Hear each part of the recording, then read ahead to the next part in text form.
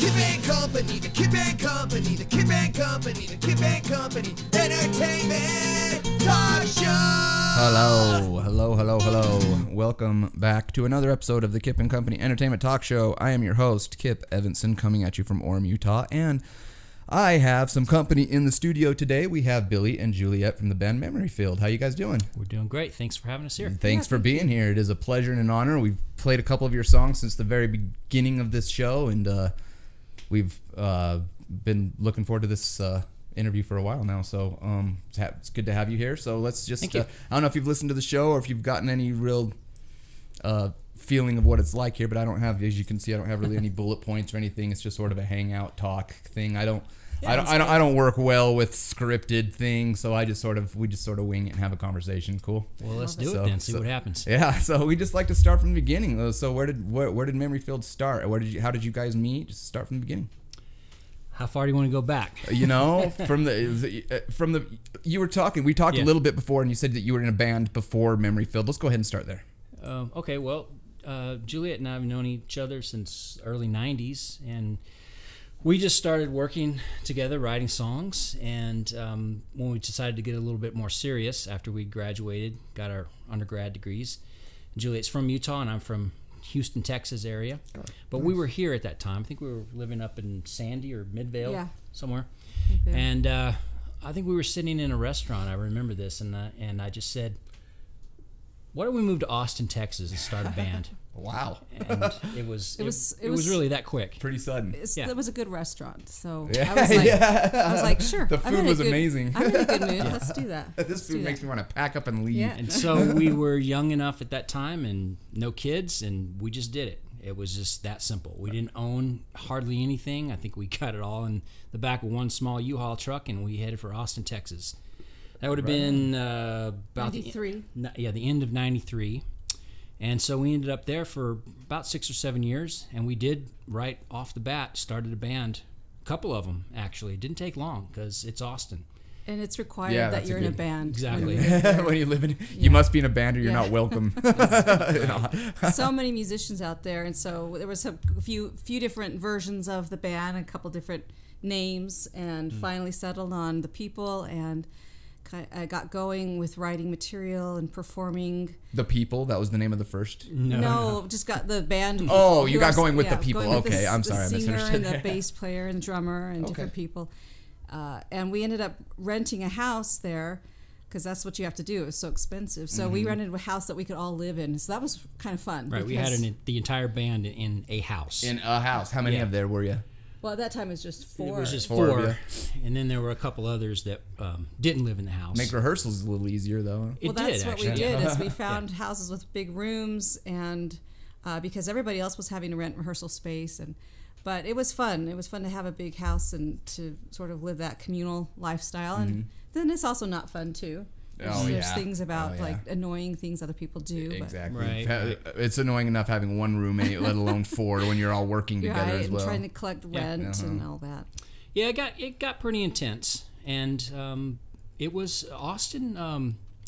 We haven't been there for 20 years. I imagine it's probably changed, but it was competitive. It was hard. It was difficult. It took a long time to get our foot in any kind of a door. We did a lot of Tuesday night, 7 o'clock, places where there was more people on stage than there were in the venue. Yep. We did that for a while. But we ended up booking ourselves around. Yeah, we traveled. Different places in the state. And we got bigger crowds in places like Lubbock or Fort Worth or College Station than we ever did in Austin. Oh, okay. I mean, just the competition. You lived in Austin, but you utilized all of that area, Texas. Yeah, okay. Yeah, and Texas just is so huge. It would take 7 hours just to get to Lubbock. Mm-hmm.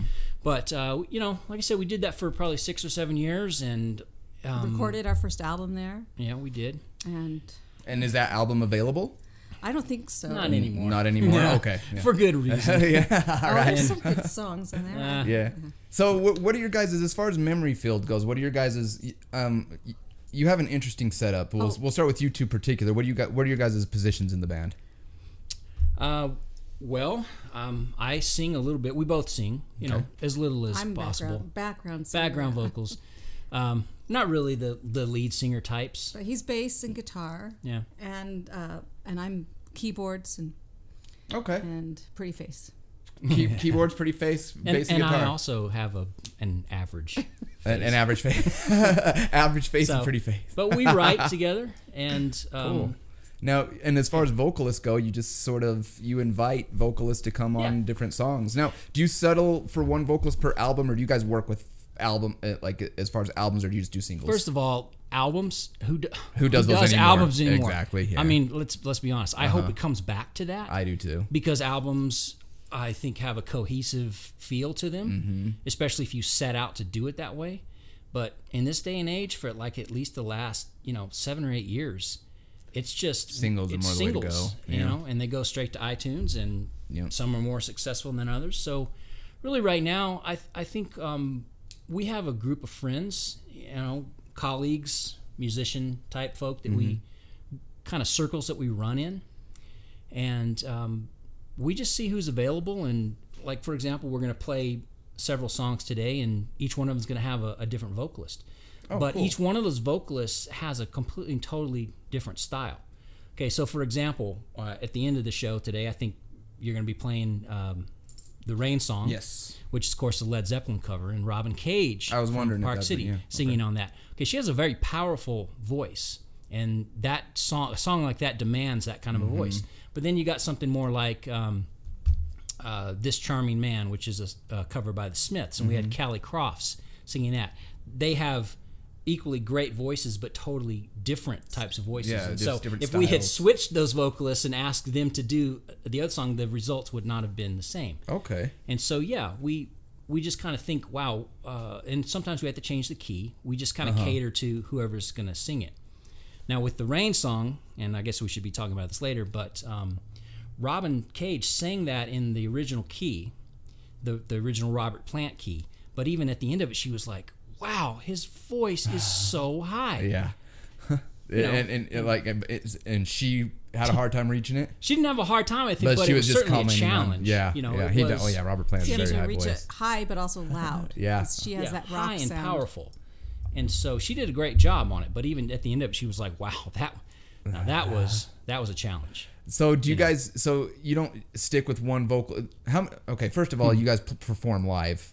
I'm assuming we have, in here in Utah, and different events, but we're focusing more on recording because it's and writing, because that's where we're feeling the most creative and trying to generate the most artistic, I would say, goals and stretching as artists. And we do have a studio in our house in the basement, and I've been working on that for years, and I've got it to the point now where we can do pretty much just about everything except a full drum kit. I don't own enough microphones yet. Yeah, exactly. But we do the vocals, we do all the keyboards, all the guitars. You do all your own production, huh? Except other than the drums. Right. Yeah. For the most part. And then we end up mastering it somewhere else. Yeah. With somebody that knows a little bit more about what they're doing. Yeah. Yeah. Mastering is one of those things where it definitely sounds better when you take it to a mastering engineer than it does trying to do yourself. Oh, yeah. I unfortunately go the cheap route and do it myself. But because of the fact that we own that studio, we're not paying anybody to fiddle around down there, you know what I mean? And it's our time, but it's our time, and we're not paying somebody else, so we can take as much time as we want. And we do. Record something and then go, it didn't work. Go back, erase it, and but we try didn't. it again. Yeah. We didn't have to pay for that. So lately, some of our songs have been using brass, so we'll bring some friends in that play brass, and so sometimes we'll go through a phase. Like right now, I think the Into the Fray is an original that's going to feature some brass trio. And that's kind of the focus this year too. We have a couple new songs coming out that are going to be using brass, and then you mentioned albums. Our first band, we never even said what we were called, but I'm sure you could find it if you search for it. Yeah, if you can find it, what is it? Dizzy Bloom. Dizzy Bloom. We did do 2 albums, 2 different singers while we were in Texas, and they have different feels to them. And so then we took a break. Billy was working on getting his master's degree in forestry. Oh, cool. So nobody knows that about him, but he works for the Forest Service. And so we were in Missoula, Montana, and we really didn't connect with any musicians up there. We were just kind of focused on school and work. And I was working at the University of Montana there in music, and I was an adjunct faculty member there. So it was his work that took us back down here to Utah, and that's when he said, you know what, I've got the master's thing done. Let's kind of, I want to get back into recording and writing, and so we needed a change of name, and now it's Memoryfield, and we just didn't have anybody else, so we started networking with other musicians, and so we worked with a singer on a few of our first releases, which Dark Matter features, and her name is Brittany Holman, and so we've got a couple different singers, but things evolve, and that's what's fun about music, right? Yeah, no, the Into the Fray we're going to play Dark Matter is what we're going to start with, and we'll jump right into that here in just a second since we're talking about it, and we'll talk a little bit about the vocalist on that. But Into the Fray, you say you're going to re-record this with brass, so does this version not have the brass instrument? No, that one's done. It has brass. Oh, okay, has so brass. this is the full version with Yeah. the brass. Oh, instrument. yeah. Awesome, cool. Sweet. So yeah, well, let's get started in the music here. We've got Dark Matter first, and you said, I'm sorry, what was her name that was singing? Brittany. Well, she goes by Iris. Oh, yeah. Iris. Okay. So Iris, and that's kind of like a one name title thing. Yeah. She does Iris. Okay, Yeah. cool. So this is Dark Matter featuring Iris and Memoryfield. Let's take a listen.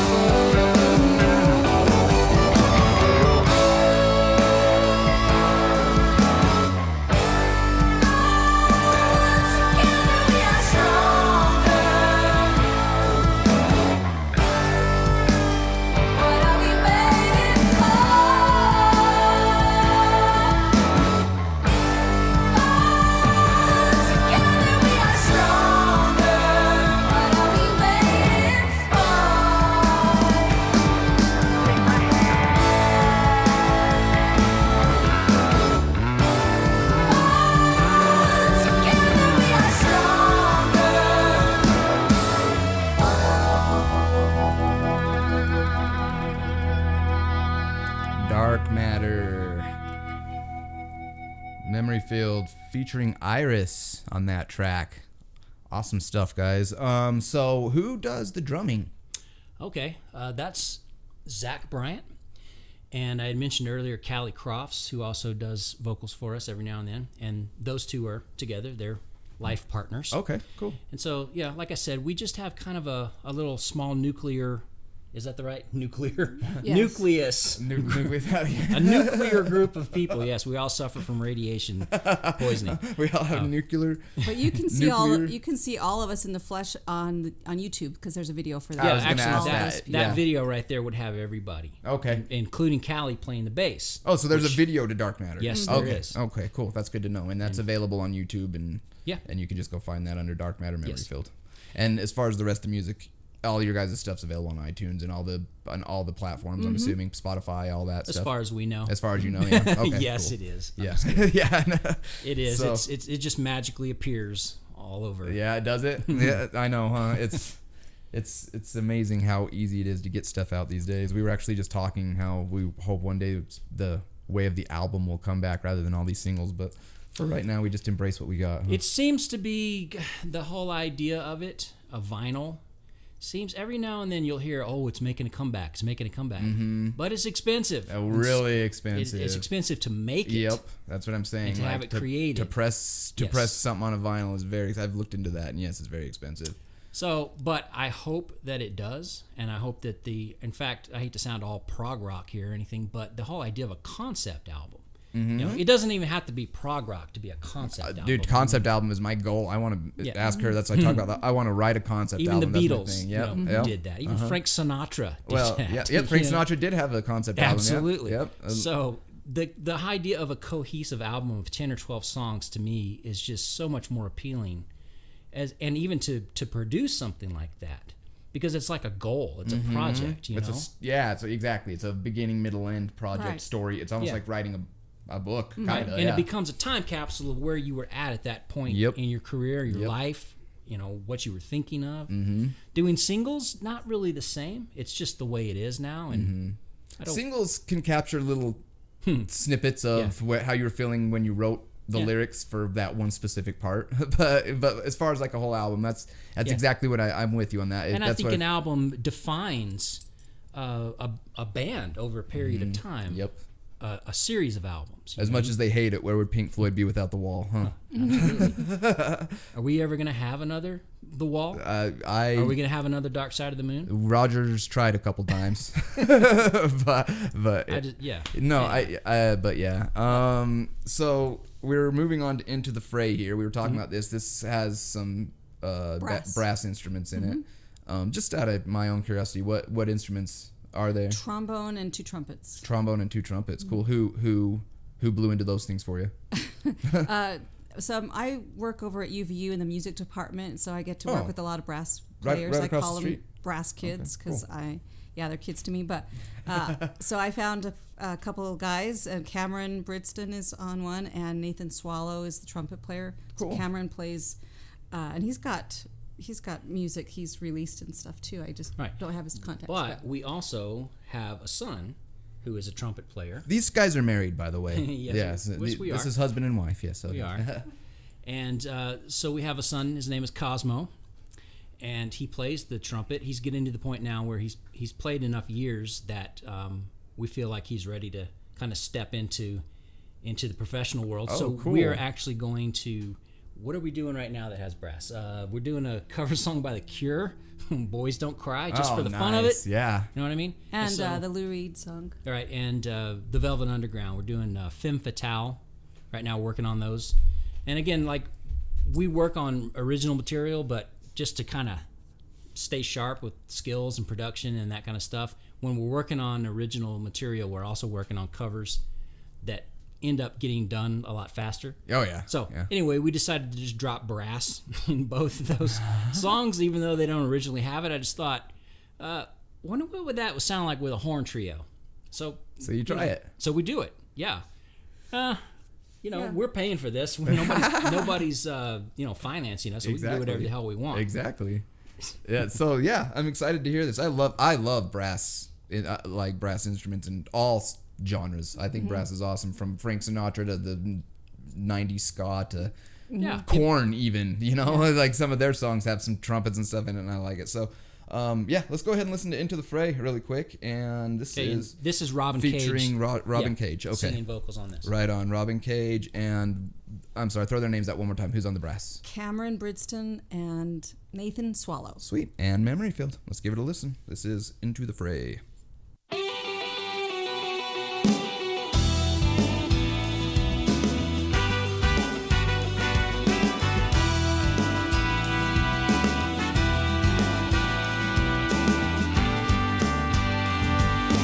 Take your first step into the fray. Take your best shot, light up the stage. Flip your hair, run your hands down your chest. You got style and dash. You're clone from the best, yeah, yeah. You're young, you're dumb, you're just like the rest, and another star is born, a new idol to adore. As you rise above, watch them fall in love, watch them fall in love with you, and then they spit you out.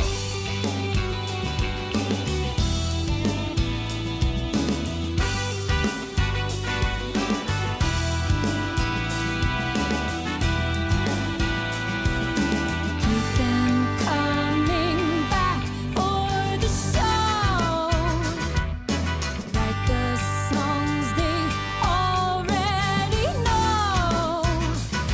The world won't wait while you are blinking, so don't bother with feeling or thinking. No, no, you know to keep it shallow, superficial. This facade is beneficial, and another star is born, a new idol to adore.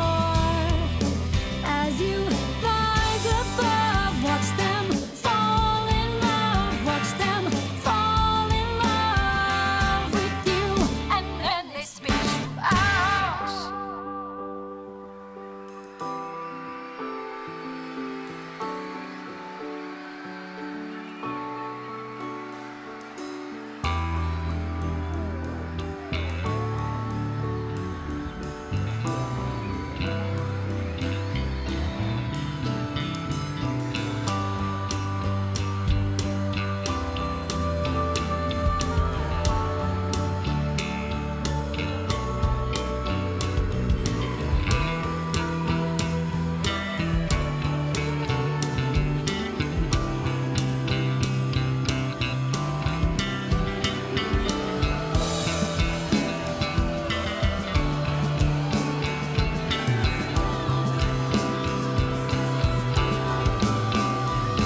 Another star is born, a new idol to adore. As you rise above, watch them fall in love, watch them fall in love with you. As you rise above, watch them fall in love, watch them fall in love with you. Watch them fall in love, watch them fall in love, watch them fall in love with you. Watch them fall, yeah, yeah, yeah. Watch them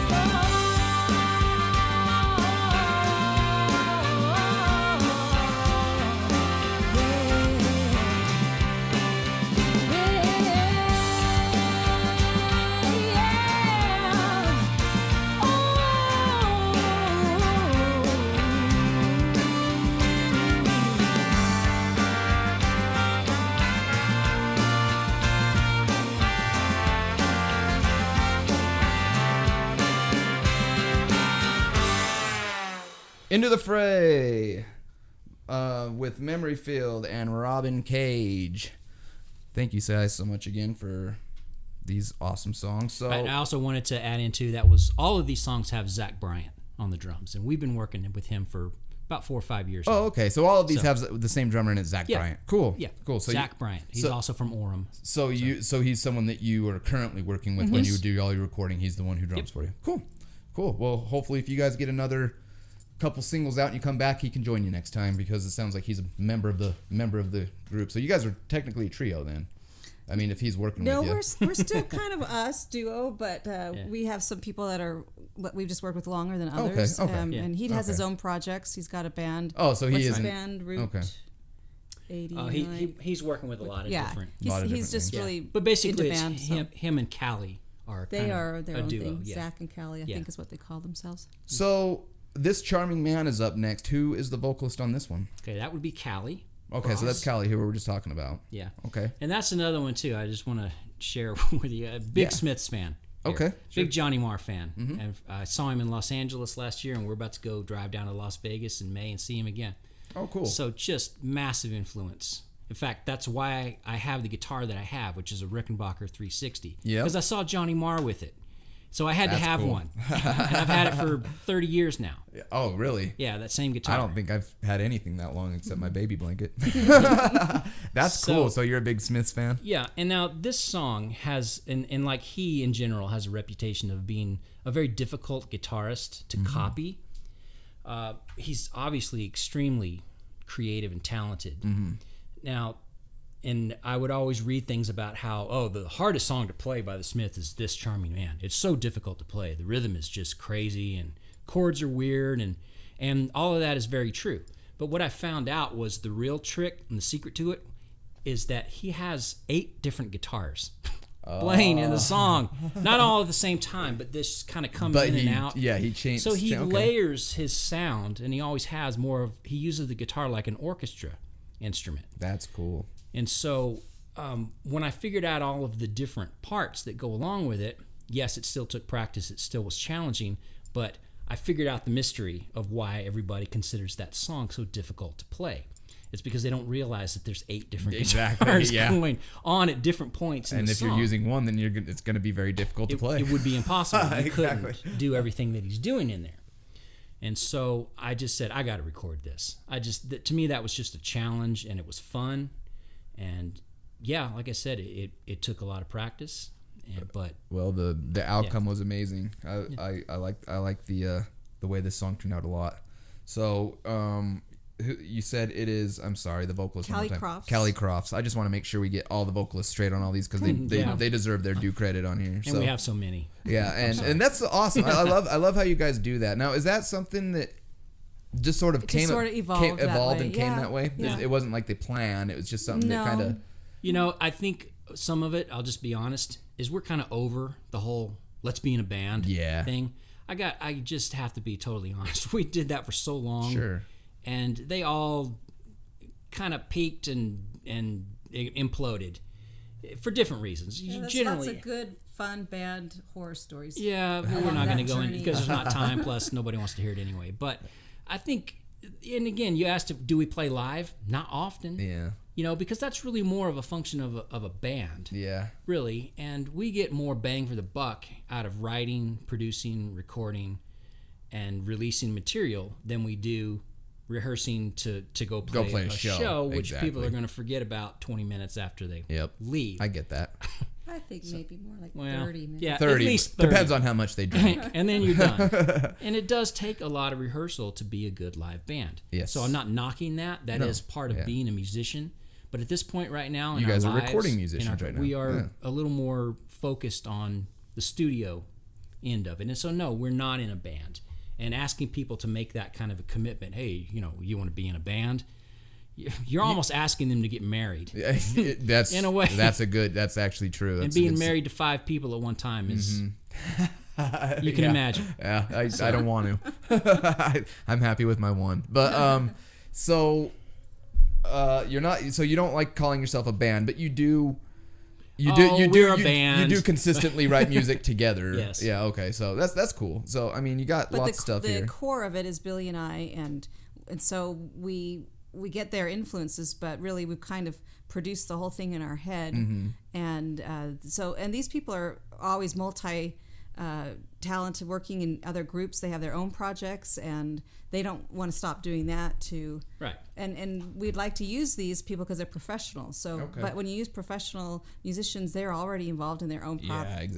Right. And then asking them to drop that and they're not. Yeah, we don't do that. It's just a collaboration is really the better word for it. We're a collaborative group. That's actually very well put. Yeah, you're a collaborative group. You make music and you invite other artists that are available and very talented to come in and make your music that much more enjoyable or whatever. Sometimes we do play just the two of us, like an acoustic set, and we'll sing and we'll do everything ourselves. And so you can both sing. You just say you're not necessarily proud of it. We just don't love how we sound. Okay. I don't think it's our forte. I think we can hold a tune in a bucket. I think is kind of way to put it. But to be a lead singer is a whole different dynamic. Yeah, we're pickier about that. Yeah. When you write your own songs and you know how you want them to sound, and you don't sound like that, although you'd love to. And plus, it's hard to do the intricate work on your instrument and sing at the same time. We don't write the kind of music where you're just strumming chords. And singing. Yeah, exactly. Right. That makes sense. It's a little more intricate. So you can focus on being a player, which is really our favorite thing, is just to be up there playing and making our parts as, elaborate or whatever they need to be. But gosh, to do that and sing at the same time would be hard. Yeah. It's beyond my IQ level. It works. It works so well with the cover songs too, because you can find someone who fits, just like you were saying with those two different vocalists. If you were to switch them, they would have turned out completely different. Exactly.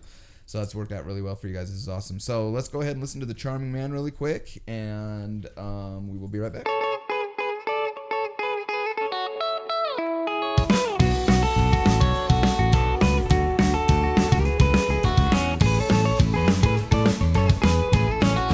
Punctured bicycle on a hillside desolate.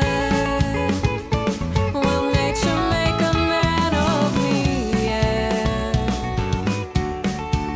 When in this charming car, this charming man, why pamper life's complexity when the leather runs smooth on the passenger seat?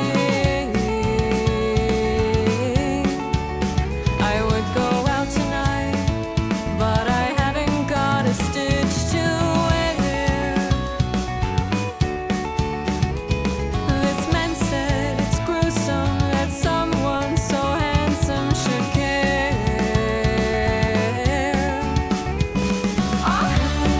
A jumped up pantry boy who never knew his place. He said, "Return the ring." He knows so much about these things. He knows so much about these things. I would go out tonight, but I haven't got a stitch to wear. This man said it's gruesome that someone so handsome should care. La la la la la la. This charming man. La la la la la la. This charming man. A jumped up pantry boy who never knew his place. He said, "Return the ring." He knows so much about these things. He knows so much about these things. He knows so much about these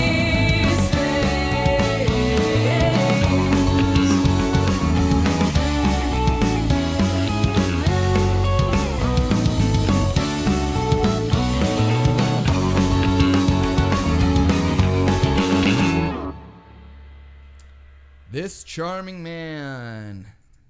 I'm enjoying this one. This is some good music, guys. So, unfortunately, we are coming to a close here, but we do want to get some information. We want to know exactly where you can find everything. Like we said, you can find it all on iTunes and Spotify and all the music platforms.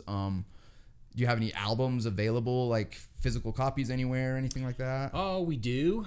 We generally keep them in boxes in the basement. Okay. But if anybody ever approached us and asked and specifically wanted something, sure, we've got tons of it. Cool. So do you have a price you want to mention on these albums, or is it something that you just sort of free 93? Okay.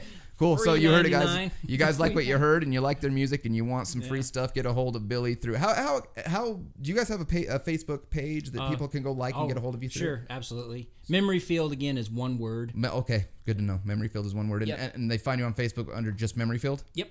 Okay. And also on YouTube under the same. Under the same. Yeah. Okay. Make sure the word. One Yes. word. Yeah, nowadays, I mean, it's just as simple as a Google search and just type that in and make sure that's just one word, Memoryfield. Cool. And it should come up. We've even got a website. It doesn't get updated that often, but it's memoryfield.net. Cool. And then on that website, that we generally just use that as a way to direct people into all the different places like Twitter and Now, and YouTube. I think that's how I got a hold of you guys. So that you do respond when people try to get a hold of you through your website, correct? Oh, yeah, sure. Yeah, Absolutely. A lot of people forget about their websites. I've noticed. No. But no, yeah. So yeah, if you guys want any of these CDs, like Billy just said, contact them through their Facebook page. Don't contact them personally because that's annoying, but contact them through their Facebook page. And What's the difference? I know, right? Well, It's not like yeah. we have a group of people working for us. That's It's true. me That's in the true. studio checking Well, my email. I know that I'd rather get an email at notsofairproductions.com than my personal email. But anyway, we are going to wrap it up with an 8-minute epic here. So let's talk about it for a minute before we throw it on. And it's the Rain song. How did this come about? What made you want to do this cover, Bill? Okay. Again, Billy. the whole idea of just total challenge. And you're right, epic. Man, that took a long time I can to imagine. record that. It's not just the length of it. It's just very strange guitar tuning. And I actually counted, I think, 27 different chords that Jimmy Page has wow. in this song. So this is not like your classic, 3-chord pop song. No. This is a long, rambling, sectional piece, of just classic early 70s. Rhapsodic. Rhapsodic. Of There you Zeppelin. go. I like it. And of course, we've been listening to it for years. It's been around since 73. Yeah. I didn't So, know that exactly, but 70s. Yes, Houses of the 70s. Holy is when it came out. And I just at some point was just like, I got to do this.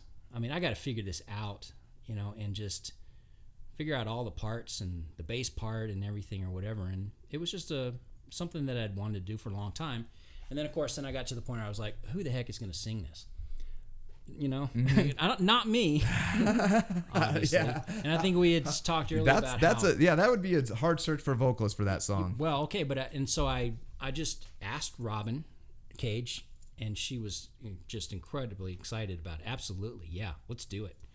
And so she came at it with that kind of energy, and you can tell. And we got to perform it with her in Park City Yeah. last summer. Now she's the one who sang with you on Into the Fray. Correct. Yes. Okay. And she's also working us. Just a side note, we're working on a David Bowie cover with her right now. Which one? It's called Moon Age Daydream, Love it. and it's off the Ziggy Stardust album. Cool. So again, Mick Ronson, guitarist for Spiders from Mars. I just get these ideas in my head where I'm like, I just got to cover that. I just want to get into the nuts and bolts of How they some did of that. these guitar players. Yeah, and, that's cool. And when you do, you learn so much. Oh yeah, I can and imagine. grow so much. And so a lot of people might knock, oh, you're doing covers. Hey, I'm doing it because it's like going to university. Exactly. It's is what what I it was just is. gonna say. It's like going to school and learning. It's Right. like Jimmy Page, learning Jimmy Page parts, can learning do Johnny it. Marr I've been parts. playing guitar for almost 21 years and I couldn't do it. I guarantee I couldn't do it. Maybe if I sat down long Yeah, enough. you but- sit down and yeah, it took figure a it while. out. Yeah. It really did, and there was a lot of different sources to go to, which again, 20 years ago we didn't have. yeah. Mm-hmm. But there's a lot of different ways to figure out what someone is doing. Hey, I yeah. gotta say, interject. We did an Elvis Costello cover of Allison. Mm-hmm. We have a video of that, and we filmed it actually in our basement and some other things on location. But Elvis Costello did a shout out to us. Really? From his Facebook page. That's Yeah. cool. That was. So maybe we'll get lucky if we can do a video for these. We can Have get Jimmy a shout Page out. get a shout out from Jimmy Page. Johnny Marr. That- If you're listening, That would be as epic as the song. Actually, the only other thing close to that was Peter Hook from the bassist who used to be New Order, but more famous for being bassist for Joy Division. Oh, okay. It gave me a shout out on Twitter one time. You didn't tell me. Yeah. For a song you covered? Yeah. Love Will Tear Us Apart. Oh, nice. Yeah. Okay. Yeah. See, I don't know any of their names, but I do like Joy Division, and I do like that song, so that's cool. But I don't know any of their names. I'm not that cool. But Elvis Costello gave you a shout out, huh? That's that. I'm glad you brought that up. That's awesome. So hey guys, do covers. You get shout outs from people. But all right. So we unfortunately, do you guys have anything else you want to wrap up here? No, thanks for having us. Absolutely, it was so much fun. It was a joy and a pleasure, and these songs are awesome, and I'm excited to hear some more. I hope. We did want to talk really quick. You guys have new stuff coming out, right? You're working on some new material. We are. We are always working on something. Okay, so just kind of keep your ears. It's nothing in particular, no date in particular. Just sort of keep your eyes and ears open and. No, but I would imagine that probably 2 to 3 weeks from now, probably that David Bowie Moon Age Daydream cover will come out with Robin, and then maybe a month later, you might see one an original. Cool. So yeah, like I said, just keep we it do steady, whatever huh? we want. Steady flowing. Nobody's paying for this. We're paying for it for ourselves. So we That's do whatever the way we it want. should be. Yeah. All right, guys, we are gonna wrap up the show with the Rain song, brought to you by Memoryfield with Robin Cage, and I am also going to say goodbye right now before the song. So if you need to get a hold of me, if you'd like to get a hold of me, if you want to be on the show, you want to send me any music, go ahead and get a hold of me at notsoforeverproductions@gmail.com. Thanks again so much, Billy and Juliet from Memoryfield, for being here. And we are out of here. You guys, goodbye. Thank you. Yep, goodbye.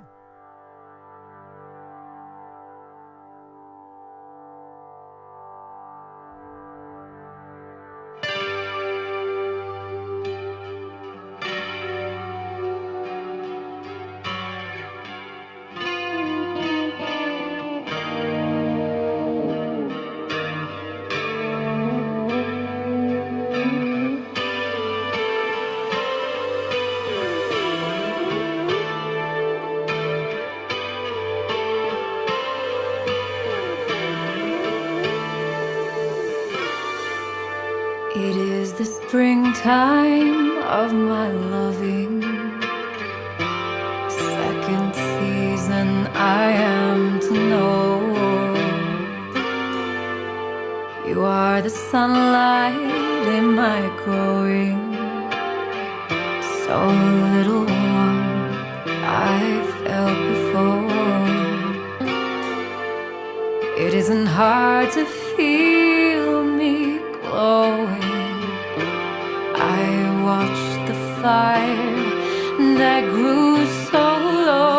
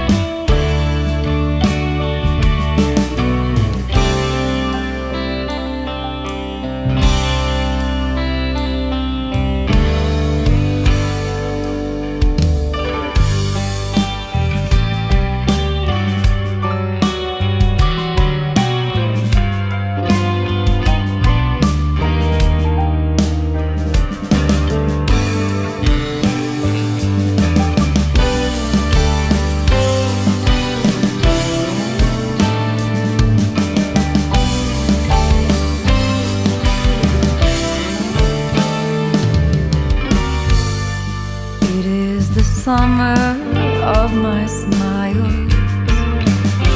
Leave from me, keepers of the gloom. Speak to me only with your eyes. It is to you I give this tune. Ain't so hard to recognize all these things are clear to all from time to time.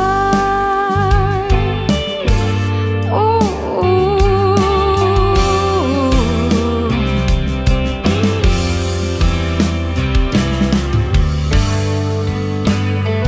Oh, oh. Oh, oh.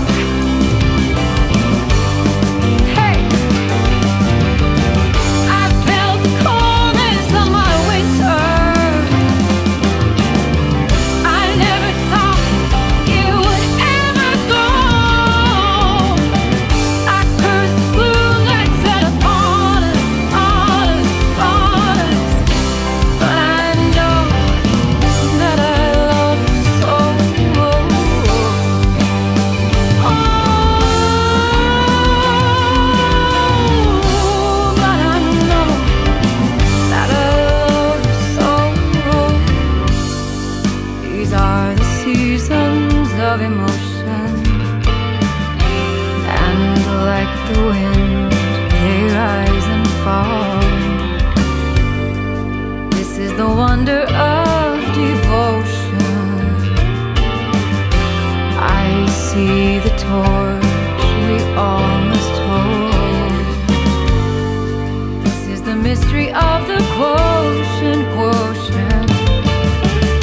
Upon us all, a little rain must fall. Just a little rain. Ooh, yeah. Oh.